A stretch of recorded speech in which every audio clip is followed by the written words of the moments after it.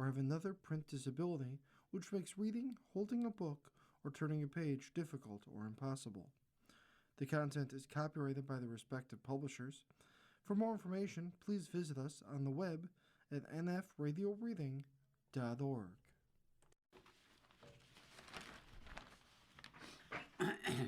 Hi, this is Dick Shanley, and for the next hour I will be reading from Sunday's April 5th issue of the New York Times opinion section on the Niagara Frontier Radio Reading Service. What Epstein Tells Us About Me Too by Claire Wilmot. In Shakespeare tragedy Titus Andronicus, a general's daughter, Lavinia, is raped by Chiron and Demetrius, two powerful princes.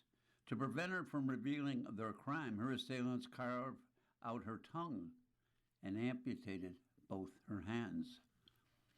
Lavinia has been in my mind as I've combed through countless emails between Jeffrey Epstein and his vast network.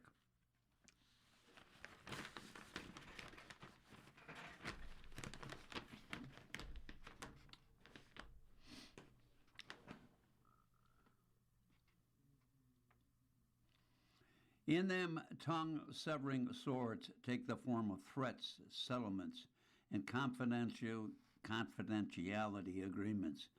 But unlike Chiron and Demetrius, Mr. Epstein seemed to know that even these vows of silence can crack under pressure, that women can still speak out. The recent release of millions of pages of court filings, correspondence, and other records spanning decades show that Mr. Epstein had been developing a playbook on how to silence women since his conviction in 2008 for soliciting a minor for prostitution, a polite way of describing the crime of paying a teenager in order to sexually assault her.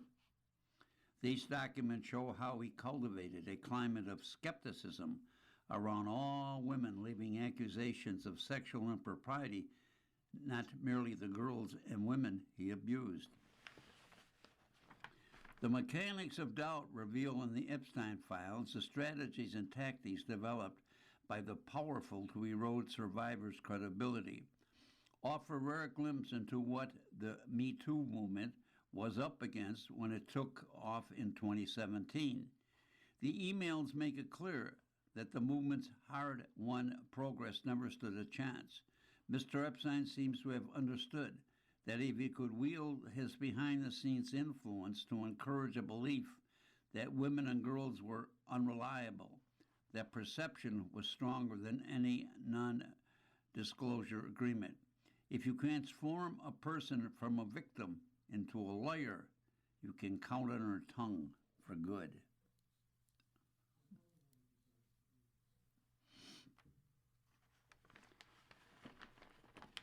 During the height of the Me Too movement, a handful of high-profile men were prosecuted, many more were canceled, and a number of promising legal reforms were passed. In America, statutes of limitations for sex crimes were extended, and definitions of harassment were expanded. Non-disclosure agreements intended to silence women were made more difficult to enforce. Police departments faced pressure to reduce the number of rape cases that were dismissed for lack of evidence. For those reforms led to outcomes that were in many cases bitterly disappointing. As an academic researcher during that era, I spent time at police stations, prisons, and courtrooms in North America, Europe, and Africa, documenting the aftermath of various legal reforms.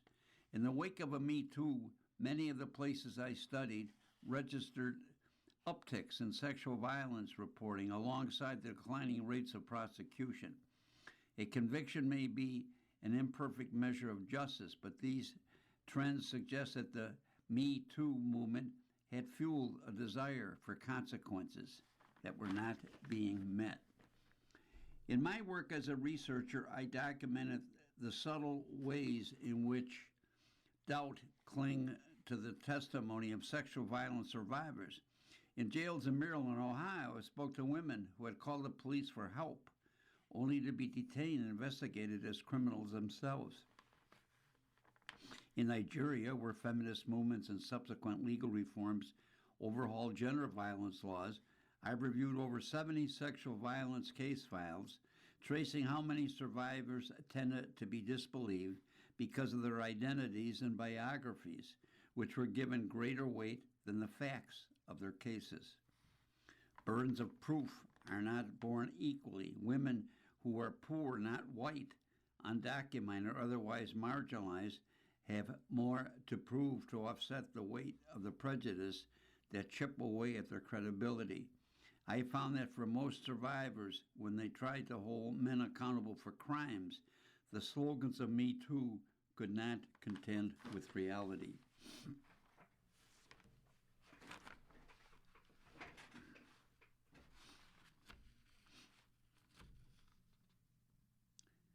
Doom scrolling through the Epstein files, I found countless resonance to the stories I heard from the women in Maryland, Ohio, and Nigeria. Mr. Epstein and his allies portray his survivors who are from poor backgrounds as frauds and thieves after money. Those with histories of trauma or substance are dismissed and untrustworthy. Victims' behaviors endlessly dissected and litigated. In an email from 2010, a contact noted that one of Mr. Epstein's accusers smiled during a deposition. Her own behavior in the depot disproves her allegations, he wrote. But it was Jeffrey Epstein's use of the false rape accusations, the Me Too bogeyman, and the catalyst of the backlash at the movement that stopped me in my tracks.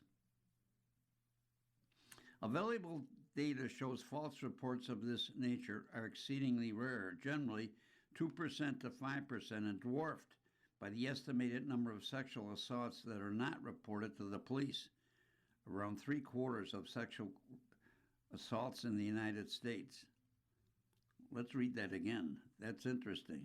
Editorial comment. That the number of sexual assaults that are not reported to the police, 3/4 of the sexual assaults in the United States. That's a terrible statistic. Men of Mr. Epstein's class are among the least likely to be prosecuted for false allegations. Exoneration data in the U.S. shows victims of this sort of miscarriage and justice are disproportionately black and poor. Since Mr. Epstein and many of his friends stoked fears around such allegations. In 2019, Naomi Chomsky wrote to Mr. Epstein describing the hysteria that has developed about abuse of women. 2015, a rare false rape allegation made news when Rolling Stone had to retract an article featuring a woman who claimed she was being raped at the University of Virginia. Mr. Epstein seized at the moment to push his view of sexual abuse accusers. Think about it. If there's a way to capitalize on the retracted article, Mr. Epstein wrote to the journalist Michael Wolff in one of his many typo-written emails in the files.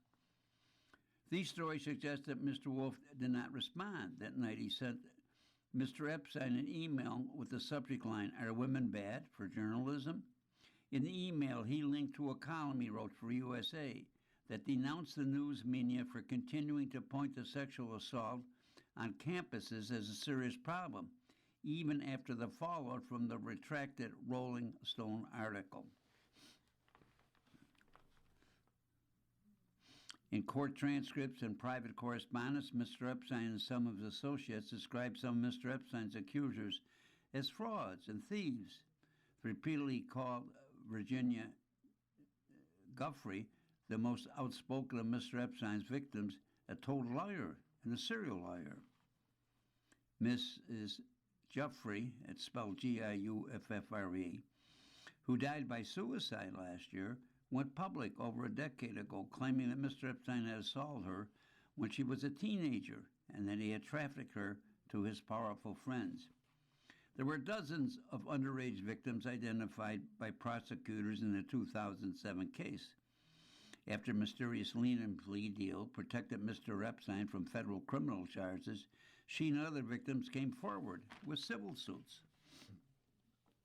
Mr. Epstein enlisted the legendary Hollywood publicist Peggy Siegel, asking her to use her influence to encourage the news outlets to champion the dangers of false allegations of sexual assault. Ms. Siegel told him to rewrite the email in better grammar, and then said she could send it to Arianna Huffington, the founder of the Huffington Post. Ms. Siegel recently said she never sent the email.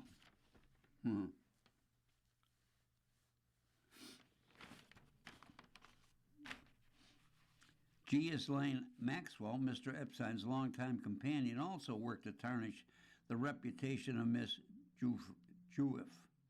In email to the PR man, Miss Maxwell, who is now in federal prison for sexually exploiting and abusing teenage girls, lists a mixture of true and uncorroborated statements about Miss Jeffrey, that she was a drug user with an outstanding warrant for theft, who had made previous sexual violence allegations, and allegedly lied on an application for a visa to Australia. Miss Maxwell also wrote that she heard Miss Jeffrey was into witchcraft. Of course, not one of these things would prove Mr. Epstein's innocence. The Epstein files include numerous confused references to which Hunt's and the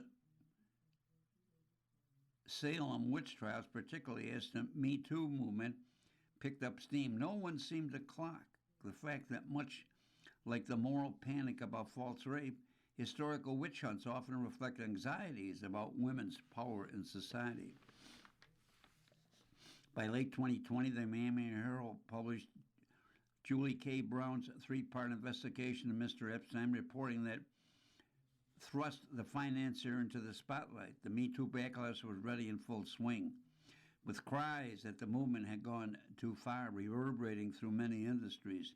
In the U.S., defamation lawsuits were deployed as a tool to punish or silence survivors. The files show that Mr. Epstein and his fellow travelers were eagerly tracking the backlash.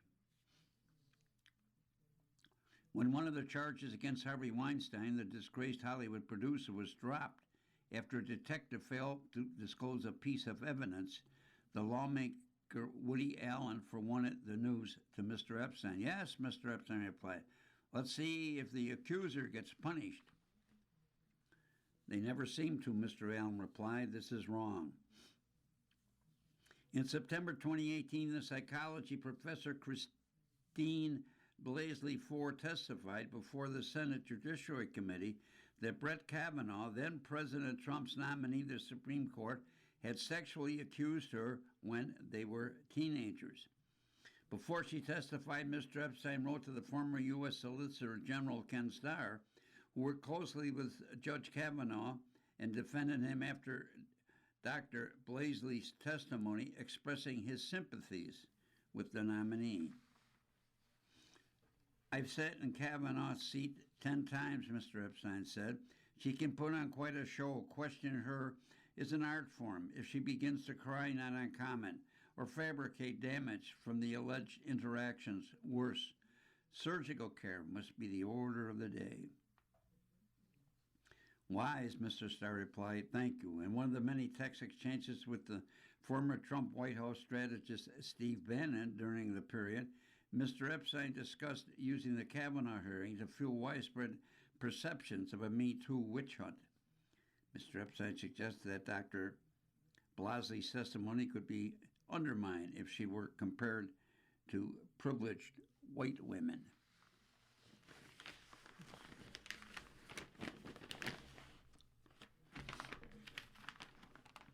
Accusing black men of rape, which during Jim Crow often led those black men being lynched.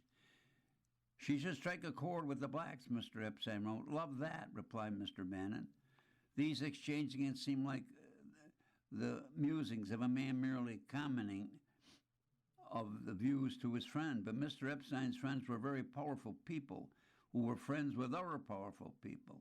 The exchange can also be read as how a man with the power to influence the course of women's rights was choosing to wield it. I find myself oscillating between feelings of validation and despair. The Epstein files confirm many of our suspicions and our deepest fears as feminists. The efficacy of regimes of silencing women. In fact, that there are so many powerful people in our society who are creeps and liars and who can't even spell check an email. But even there's little satisfaction in being right, in knowing the truth. In one of the emails Mr. Epstein received in October 2017 says the Me Too movement was beginning to pick up tractions. One of her survivors confronted him directly. Honestly, she wrote, seeming to view their relationship with a newfound clarity. I would have preferred not to see all this and know any of it, staying in my idealized world. I would have been much happier, I think. It's so crazy how your perceptions of life changes when you start to acknowledge things like this. The proof of the files, the depth and scope of the project and cast doubt on survivors have been made public at a time when there is no broad-based feminist movement to push for deeper change.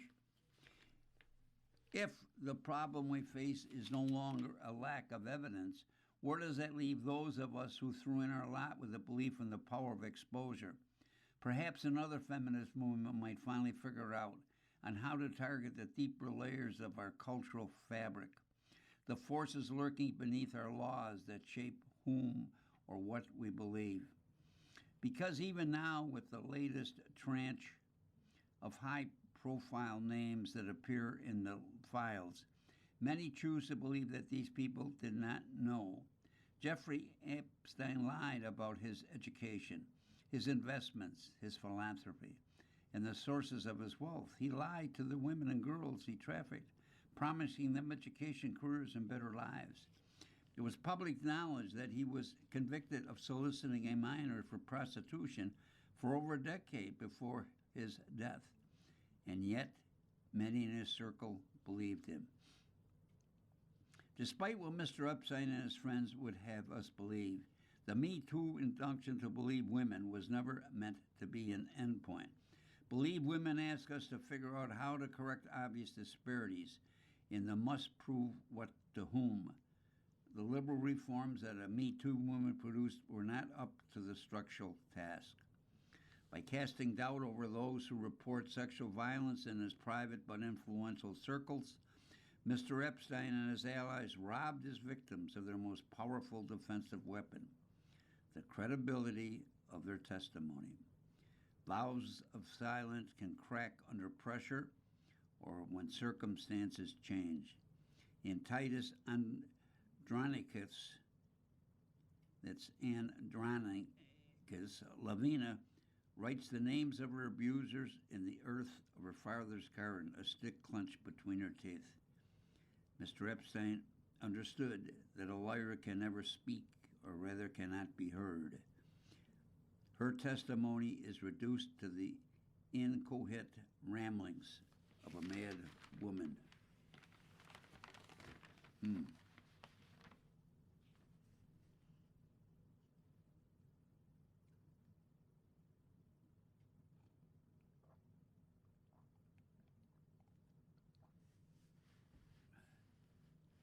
Every elite class has a dark connector. It's tempting to think of Jeffrey Epstein as an isolated aberration, a depraved man who was protected for too long by his wealth and privilege. In fact, he represents a recurring type. You might call this type the dark connector. The dark connector is useful because he offers solutions that do not officially exist, says ways of arranging things that institutions cannot sanction, but that rich and successful people want. The power he acquires by providing assistance is informal, depends on personal trust, mutual compromise, and the unspoken understanding that everyone involved has something to hide as well as something to gain.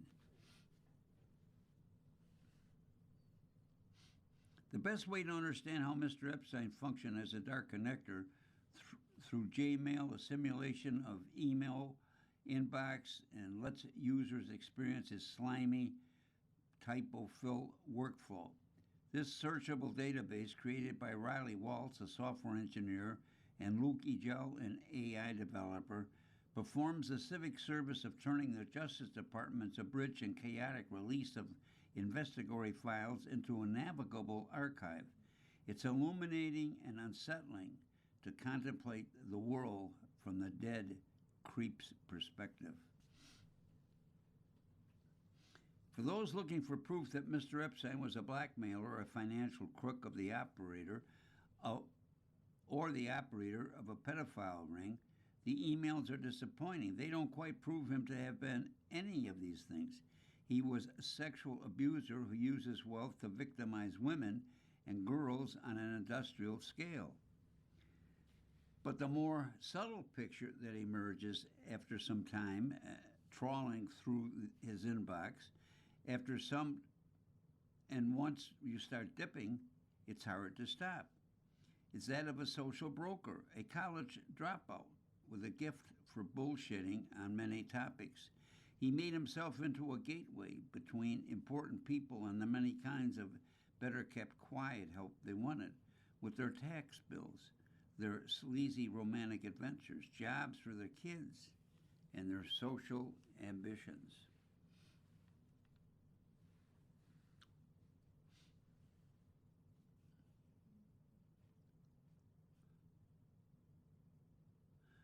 But the more picture that emerges after some time trawling through this box, and once you stop dipping, it's hard to stop. And it's that of a social broker, a college dropout with a gift for bullshitting on many topics. He made himself into a gateway between important people and many kinds of better kept quiet. He wanted. I'm sorry, I reread that. I apologize. I lost my place. The closest thing to a professional role Mr. Epstein played was financial guru. Leon Black, a private equity billionaire with access to every reputable attorney money can buy, nonetheless paid Mr. Epstein $170 million for what was described as estate and tax advice, and that may have also covered helping Mr. Black intimidate and buy off former mistresses. Mr. Black's lawyers have said that Mr. Black was not aware of Mr. Epstein's sex trafficking, nor of his paying any women in Mr. Black's behalf. As a financial advisor, Mr. Epstein purported to know tricks unavailable to ordinary professionals. Mr. Black, for his part, seemed to relish the idea of a financial life conducted through a private channel unavailable to lesser mortals. Mr. Epstein not only helped him maximize the wealth of his descendants, but also created the gratifying illusion of access to a special set of rules administered by an outlaw savant with no compliance department. Mr. Epstein's second and more notorious role was that of a wingman and sex scout. Whether in his tower house or his visits to MIT, he surrounded himself with young Russian and Eastern European women who either were models or looked like models. These are at least 5 women named Dasha preferred in his message, and said at one point his executive assistant had to ask about Dasha he invited to stay in his Paris apartment. The powerful but socially awkward men, the Dashas, were dazzling. They adorned his parties and dinners, and perhaps they might be interested in Jeff's intellectual, very impressive friends. To these men, Mr. Epstein was the roguish pickup artist, living in a transactional world where everything was for sale. That wasn't their normal world, but with him, you could temporarily drop the exhausting pretense of virtue. For some of his friends and associates, Mr. Epstein's taste for younger women was an inside joke, as Donald Trump told New York Magazine in 2002. It is even said that he likes beautiful women as much as I do, and many of them are on the younger side. A third role he played was all-purpose benefactor. Jeff was the guy who invited you to a small dinner with the former Israeli Prime Minister. Jeff could get your son a job on Woody Allen's next film. Jeff could help you get your daughter into Bard, though how hard it is that. Jeff could get Leon Black and Bill Gates to make seven-figure donations to your academic institution. Jeff might give you the money to buy a rare 56,000 Patek Philippe watch. Jeff invited you to his Caribbean island. Jeff gave you a ride on his plane.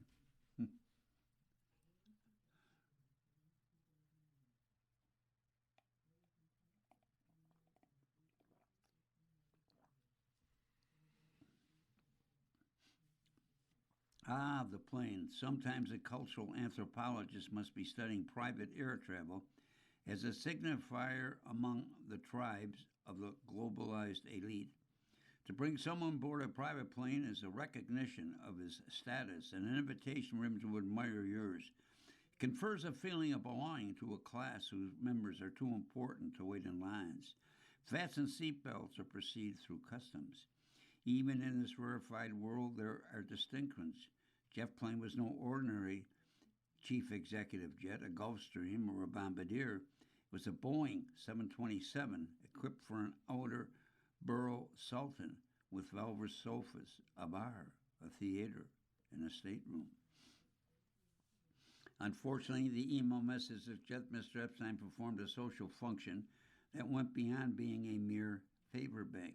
Mr. Epstein was the host with the fascinating circle of friends whose dinner parties crossed the Harvard faculty lounge with page 6, Stephen Plunker meet Sonny Previn, Steve Bannon meet Naomi Chominsky, Steve Tisch meet Dasha. You had to be highly secure in your own status. Tina Brown and others who refused this invitation stand out in this respect. To recognize Mr. Epstein's mingles as disgusting rather than enticing.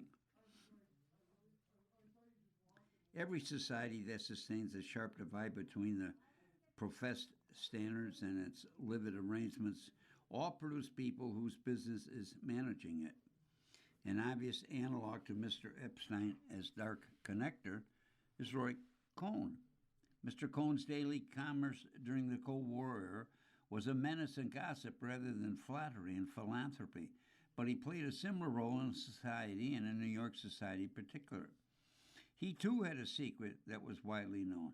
He was gay. Mr. Cohn would later die of AIDS, but claimed to have liver cancer. He too held court in his Upper East Side townhouse, where you both did and didn't want to sneak upstairs and peek behind the closed doors. Mr. Cohn always surrounded himself with young men. And like Mr. Epstein, Mr. Cohn turned his proximity to power into a kind of theater, relishing the performance of being the man who could make his friends' problems magically disappear. What was hard to understand about Mr. Cohn was his viciousness, but the range of friends who bask in his notoriety. His circle mixed politicians, mob figures, and famous journalists. At his parties, you might meet Barbara Walters, Andy Warhol, S.I. Newhouse, and Anthony Fat Tony Salerno. The presence of establishment names alongside nightclub impresarios and thuggish clients reflected not just the attractions of the gutter, but also the sense of election into a celebrity elite unconcerned with morality. Mr. Trump was clearly desperate for a way into it. The 2024 film The Apprentice brilliantly imagined the young Mr. Trump's fascination with Mr. Cohen's words, in which power was everything and the system was seminally corruptible, and the truth was irrelevancy. That was Mr. Epstein's vision as well.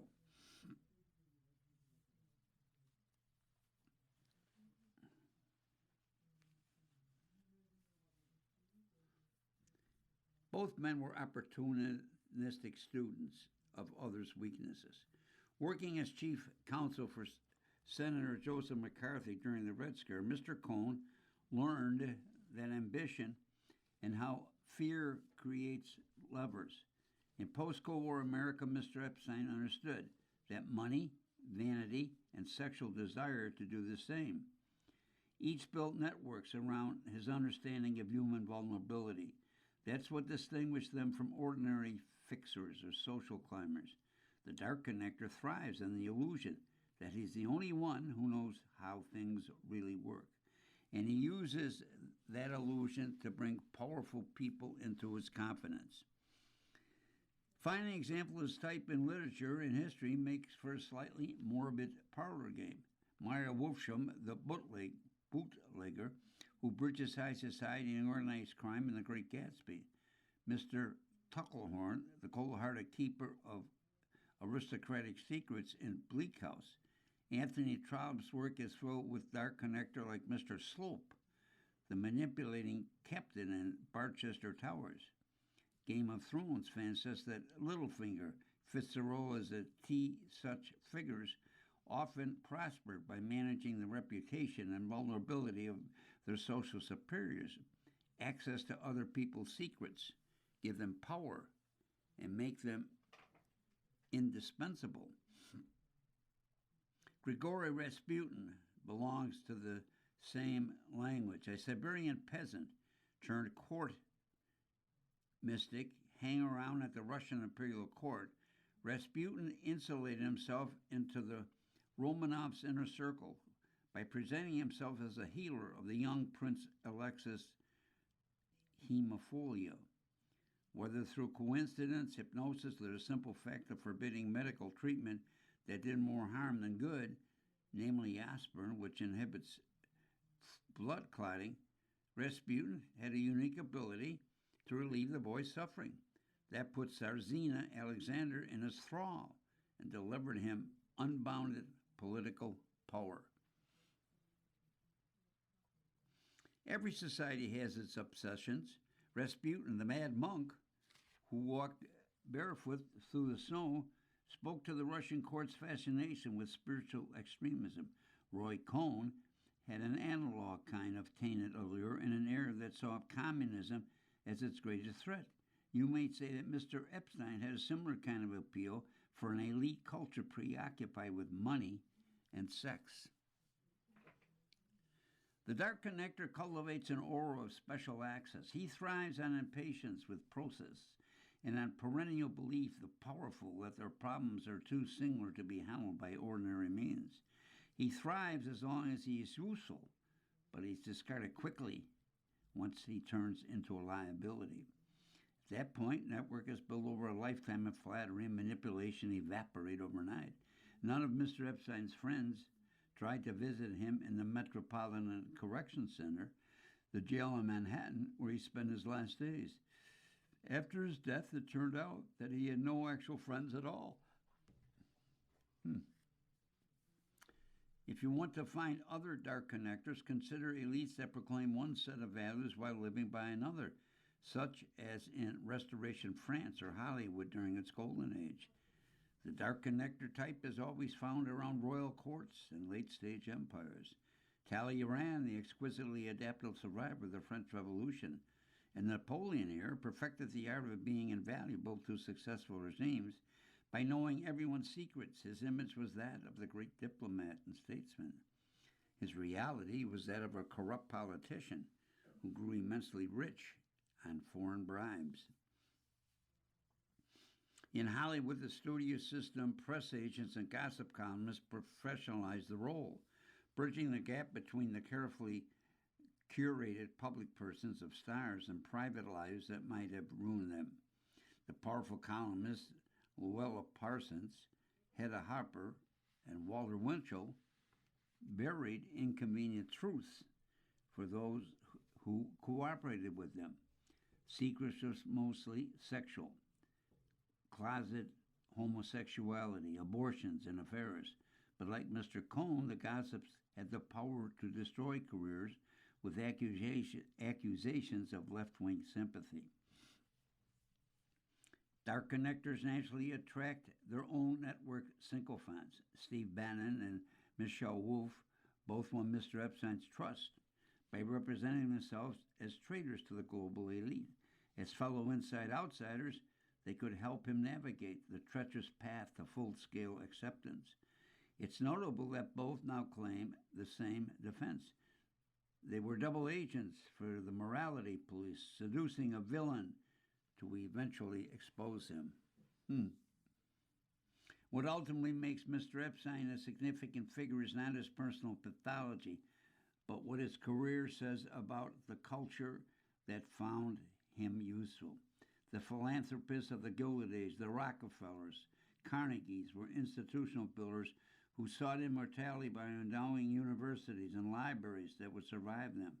Some of the philanthro capitalists who turn up in the Epstein emails evince less concerns for the posthumous legacy than for living like gods. Mr. Epstein flourished as an enabler for the men in his orbit, master of the informal workaround who could help reconcile their private desires. With public appearance to date, none of these men have been accused of any crime. He embodied their fantasies of hedonism without concerns for respectability. As Mr. Gates, who visited Mr. Epstein's Manhattan townhouse in 2011, wrote to his colleagues, "His lifestyle is very different and kind of intriguing, although it would not work for me." Spokesman said he was referring to the decor. Editorial comment. I guess we, the average bloke, has no idea what goes on in the very wealthy.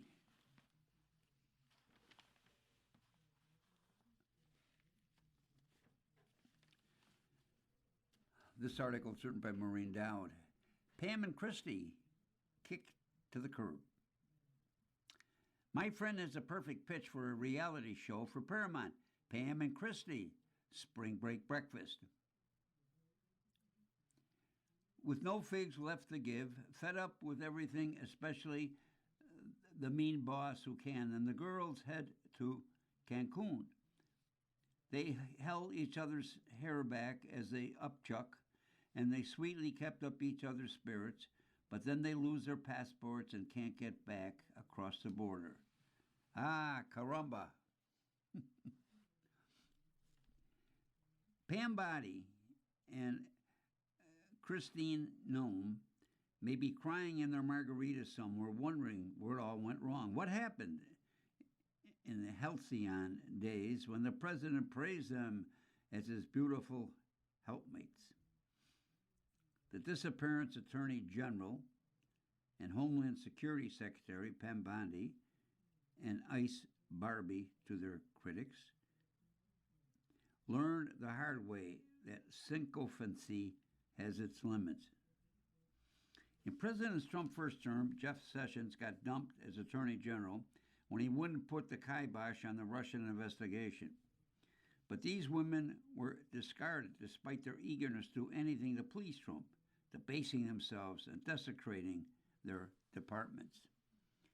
Trump broke the news to Bondi on Wednesday as they rode together in his limo to the Supreme Court, where he was trying to intimidate the justice into taking away birthright citizenship. I think it's time, he told her, according to the Wall Street Journal.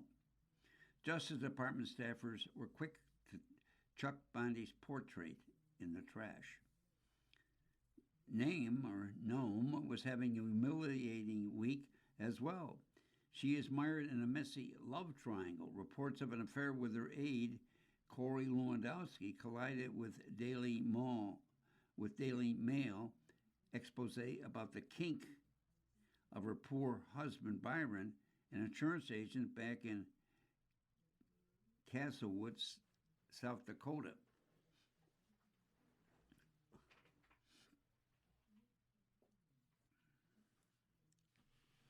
Byron stood by Christie at her rocky congressional hearings, even though the Democrats brought up the matter of her paramour and their misadventures flying around in a swanky government jet. The women did their best to be world-class toadies. Nome, a former governor of South Dakota, gave Trump a model of Mount Rushmore with his face added. Bondi put up a banner of a scowling Trump on the front of the Justice Department, a visual effect of the way the former Attorney General tried to turn the once respected independent department into the president's personal legal Gestapo, purging any prosecutor who had investigated him and his allies. On her first day as Attorney General, Bondi created Weaponizing Working Group to look at prosecuting against Trump scheming to undermine him. She tried to whip up cases against James Comey, Letitia James, Adam Schiff, Mark Kelly, and Jerome Powell, and have fallen apart or heading nowhere. Aiming to be as petty as Trump, she fired Comey's daughter, Maureen, a veteran federal prosecutor. She scavenged the phantom evidence that Trump beat Joe Biden in 2020.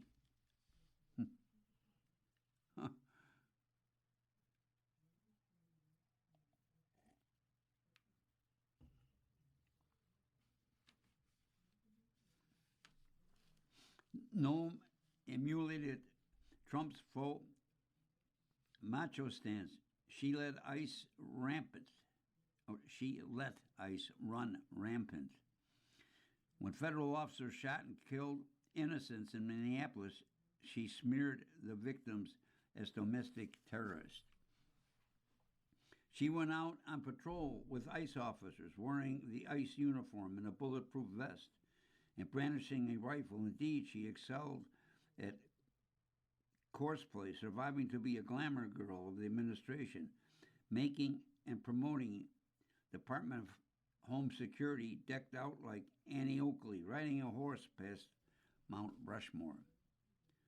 Lewandowski, Trump's campaign manager, whom he first started running for president when it was staged managing Noam and capture attention in the grandiose way that Trump did. But that was a fatal mistake of Trump. Noam's tagline on the horseback ad message from President Trump and me to violate a basic rule. There is no, and with Trump, he is the only star of the show. The executions of Renee Good and Alex Preddy and her sliming of the two after their deaths were beyond that even Trump found palatable. He considered Noam's congressional hearings with a refusal to apologize to the families of Good and Preddy and the titillating discussions of the DHS lovebirds embarrassing.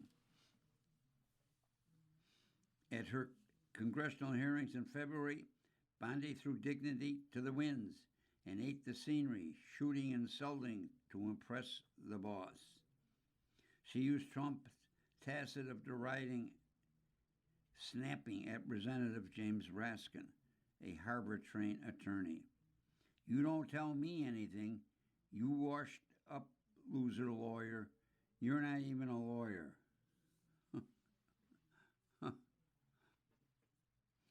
She also adopted Trump's method of deflecting, interrupting lawmaker questions about her vindictive prosecution and bizarre management of the Epstein files. Dow is over 50,000 right now. Trump enjoyed her strident fencing with Democrats, but overall he considered her performance as a cabinet member lame. He thought she was weak, slow, and a bad communicator, and he was furious that he couldn't deliver indictments against the scum on his hit list. The fact that there was no evidence was an insignificant detail as far as Trump was concerned. Bondi's bait-and-switch behavior with the Epstein files infuriated Trump's base. She said at one point that she had Epstein's clients list on her desk, but that turned out to be false. Kash Patel and other Trumpers have promised they would root out anybody who had cavorted on Epstein Island. The seeming cover-up hurt the president, who has never been able to shake the stink of his close relationship with the predator. She made it worse during her House hearings when she refused to directly apologize to Epstein victims in the room for botching the document's release and inadvertently revealing some victims' names that were supposed to be redacted. As a journal reported at one point, the disillusioned president showed White House visitors printouts of social media posts from conservatives trashing his attorney general. Speaking to one ally, he launched into a rant about what a terrible job she was doing. Now that he's boxed in on Iran, Trump may get the urge to fire more people. It is his trademark phrase, after all. Pete Hegseth is over at the Pentagon firing qualified officers when the one who should go. Sucking up to Donald Trump, self-crowned Sun King, is a Sisyphean task. It's a new word. I don't even know how to pronounce it. It's Sisyphen, Sisyphean task, I guess. Trying to keep up with the whims, his revenge plots, his insatiable need for slobbering praise, his disdain for the law will always be a losing battle. Huh?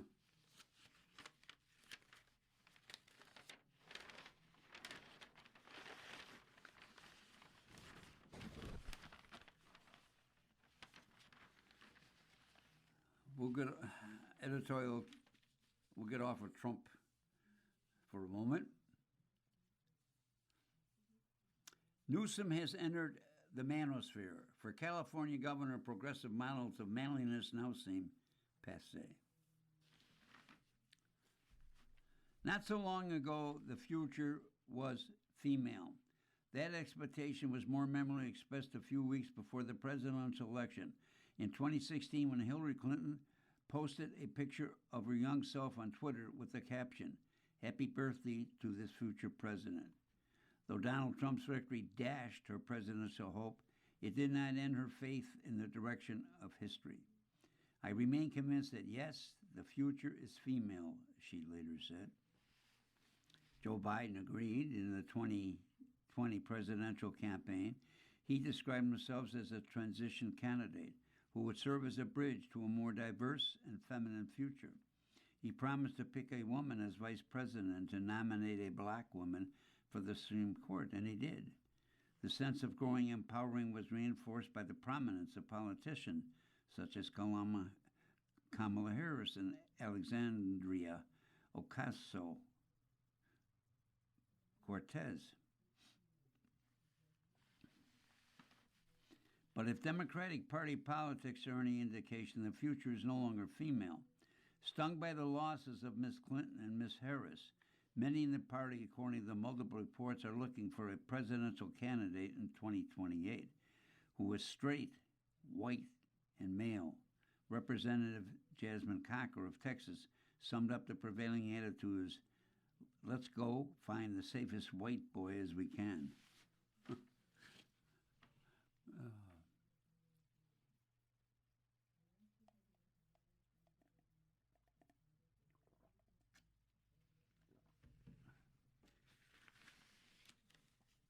The vote for white masculinity is apparent in the enthusiasm of Graham Plattner, a hard-bitten oysterman war vet who is seeking the Democratic nomination for Senate in Maine. It is evident in the rise of James Tallarico, the Democratic nominee for Senate in Texas, who looks like a member of the moral majority. It can even be seen in the makeover of Pete Buttigieg, who has acquired a beard, a spitting maul, and a taste for flannel shirts. But nowhere is this trend clearer than in the messaging of Gavin Newsom, the California governor, presidential hopeful. More than any other Democrat, he has embraced an unapologetic, some might say toxic, form of masculinity, suddenly aggressive, thick-skinned, and partial to the macho lingo of the online ride.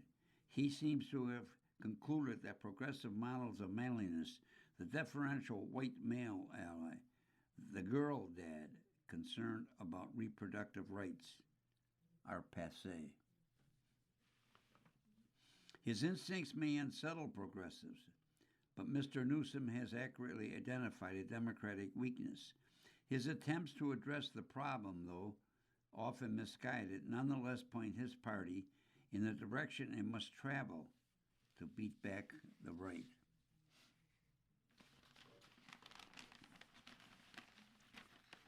Mr. Newsom began his masculine push by starting a podcast in March last year. His first episode was a sympathetic interview with Charlie Kirk, in which Mr. Newsom described transgender athletes competing in women's sports as deeply unfair. An overwhelming majority of his guests also include Steve Bannon, have both been men. He has countered progressive criticism by denouncing cancel culture. On social media, Mr. Newsom has shown a willingness to push the boundaries of acceptable speech. In November, his press office responded, "Quiet, piggy," to the conservative activist Cha Raichik, echoing presidential Trump use of that phrase earlier that month to dismiss a female reporter. His staff members have also reportedly suggested that his conservative opponents are gay, leading a writer for LGBTN publication to lament Mr. Newsom's frankly homophobic rhetoric.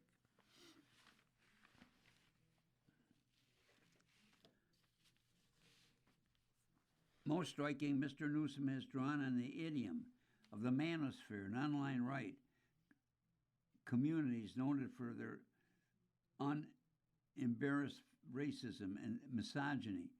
In July, he called Mr. Trump's advisor, Stephen Miller, a fascist kook, the latter being a term used to fault men for lacking sexual power and racial pride.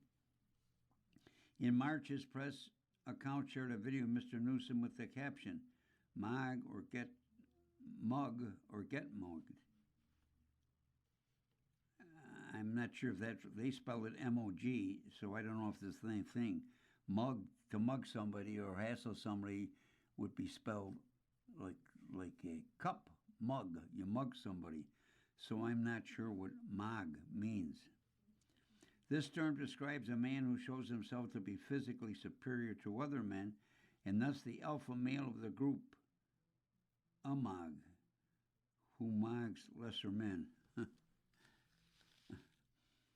The most startling example of Mr. Newsom's strategy came on March 24, when he posted an image on social media comparing his looks to those of an immaculately groomed fictional villain, Patrick Bateman, as played by Christian Bale in a 2000 film American Psycho. The Bateman character, a serial killer whose hatred of women is rivaled only by his contempt for black people, has become an object of fascination for the manosphere and online right. The memes cursing across X and TikTok. The edginess of these memes depend on a winking acknowledgement of Bateman's bigotries. The point is not that Mr. Newsom secretly desired the subjugation of women or minorities. On the contrary, he is committed to a system of diversity, equity, and inclusion measures that often advantage the women, racially minorities, and LGBT people. That is, everyone but straight white men. The point is that he was responding to a political and cultural energy that has shifted away from the celebration of feminism and diversity and toward the concerns of alienated, especially white men.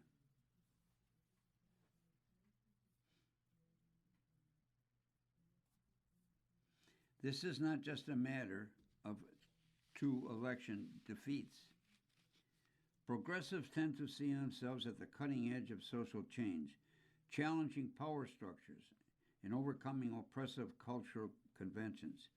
But as feminism, diversity, and gay rights have become official dogmas, enshrined in law and prominently by cultural authorities, those causes have lost the rebellious charge.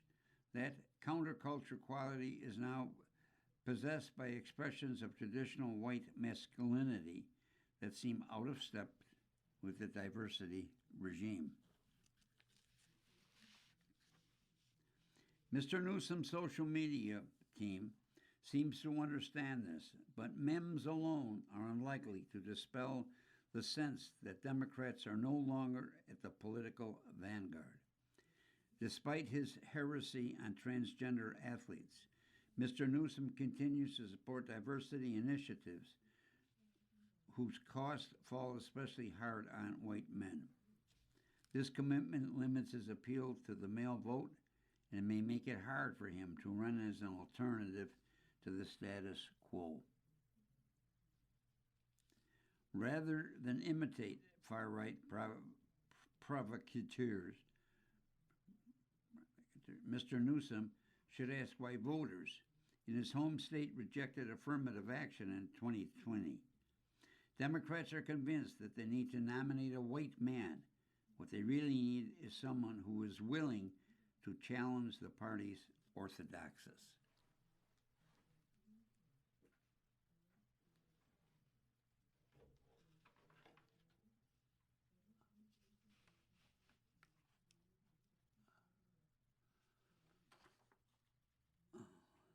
That's editorial comment.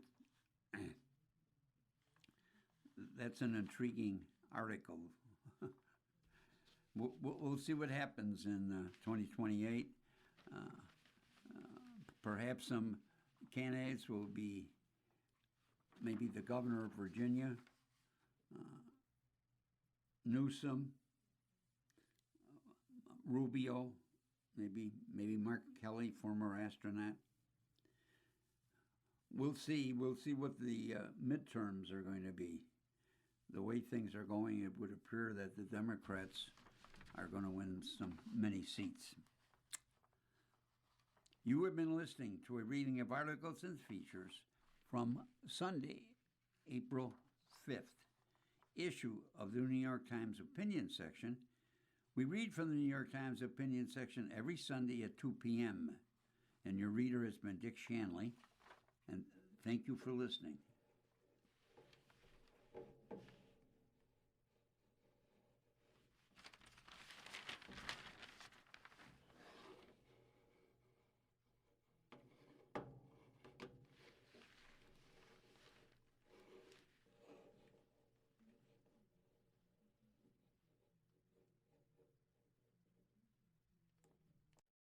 Coming up next in the Niagara Frontier Radio Reading Service, we have a reading of the New York Times Arts and Leisure section, followed at 4 by a rebroadcast of this morning's Buffalo News. Please stay for these readings and more throughout the day, and feel free to contact us with your comments, suggestions, with any questions you may have.